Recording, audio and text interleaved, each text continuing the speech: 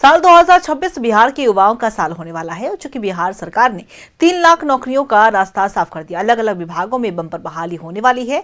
वहीं दूसरी तरफ पूर्व में हुई नियुक्तियों को लेकर विपक्ष सरकार पर हमलावर है। देखिए रिपोर्ट। बिहार विधानसभा चुनाव में एनडीए ने जो सबसे बड़ा वादा बिहार की जनता से किया था, वो था युवाओं की नौकरी और रोजगार का। सत्ता में वापसी के बाद वो वादा पूरा करने की दिशा में सरकार आगे बढ़ती नजर आ रही है। साल की शुरुआत में ही नीतीश सरकार ने 3 लाख सरकारी नौकरियों का रास्ता साफ कर दिया है।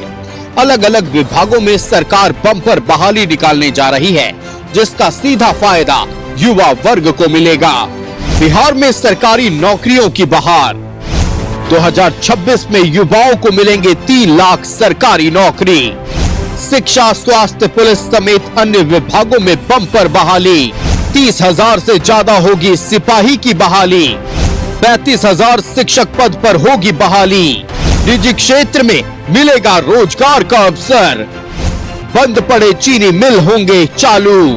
3 लाख नौकरियों की बात पर जहां एक तरफ जदयू का कहना है कि सरकार अपने वादों को पूरा कर रही है, वहीं बीजेपी का कहना है कि साल 2026 बिहार के विकास की दिशा में मील का पत्थर साबित होगा। 5 वर्षों में नीतीश कुमार जी के नेतृत्व में चल रही एनडीए की सरकार ने बिहार में जो रोजगार का मॉडल स्थापित किया है, वो पूरे देश में एक नजीर के रूप में है।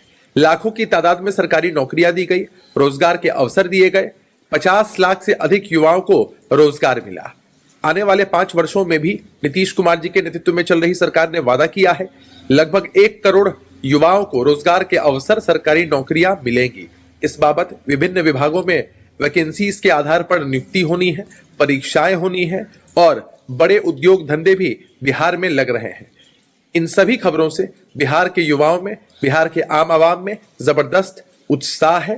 अंतर्राष्ट्रीय नया साल 2026 बिहार को विकसित राज्य बनाने की दिशा में एक बहुत बड़ा मील का पत्थर साबित होने जा रहा है।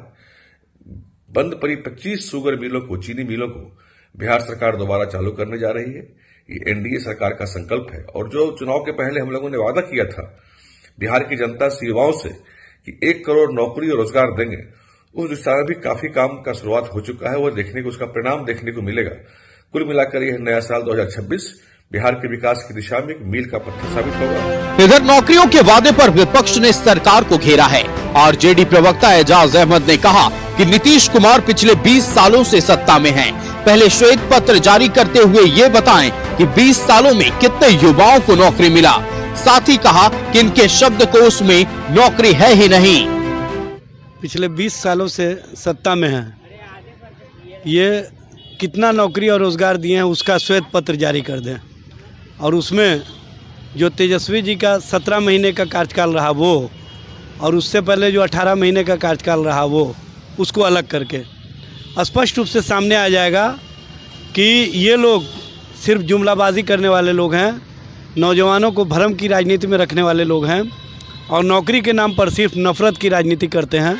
सच और सच्चाई तो ये है कि इन लोगों के शब्दकोश में नौकरी तो है ही नहीं है। जिन 3 लाख नौकरियों की बात लगातार सत्ता पक्ष की ओर से हो रही है, वो अगर धरातल पर उतरती हैं तो वाकई साल 2026 मील का पत्थर साबित होगा। अब देखना है कि कब सरकार नोटिफिकेशन जारी करती है और कब युवाओं के सपने पूरे होते हैं। न्यूज़ 11 भारत के लिए पटना से अस्मित और अभिषेक की रिपोर्ट।